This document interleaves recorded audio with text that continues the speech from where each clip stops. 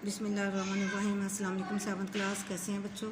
मैं उम्मीद करती हूँ सब ठीक होंगे और अपना काम अच्छे से कर रहे होंगे।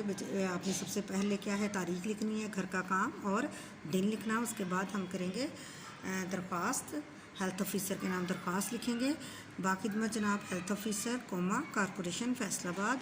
फिर उसके बाद हम लिखेंगे उन्वान दरख्वास्त बराए सफाई हेल्थ ऑफिसर के नाम। ठीक है, ये आपने उन्वान लाजमी लिखना है। ये नहीं है कि आपने सबसे पहले ऊपर लिख दिया है दरख्वास्त तो और नीचे नहीं लिखेंगे। ये हमारा बोर्ड का पैटर्न है कि आपने जिनको मुखातब करना है उसके बाद आपने सब्जेक्ट देना, उन्वान देना है कि हम किस बारे में लिख रहे हैं।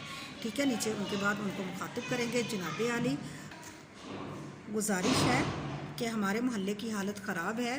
गंदगी का ढेर तमाम 3 गली कूचों में पड़ा रहता है। बारिशों की वजह से जगह जगह जोहड़ बन चुके हैं।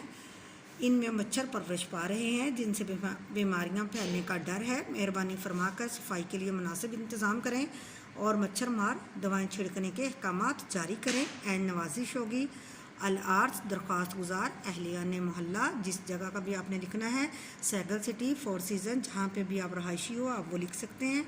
और उसके बाद आपने दाएं साइड पे आपने क्या है, दाएं तरफ आपने तारीख लिखनी है जिस दिन आप ये दरख्वास्त लिख रहे हैं। ठीक है, मैं उम्मीद करती हूँ आप इसी पैटर्न के तहत ही लिखेंगे इसको, दरख्वास्त को।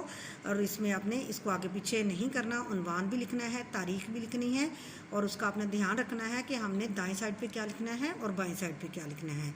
ओके जी, अल्लाह हाफिज़।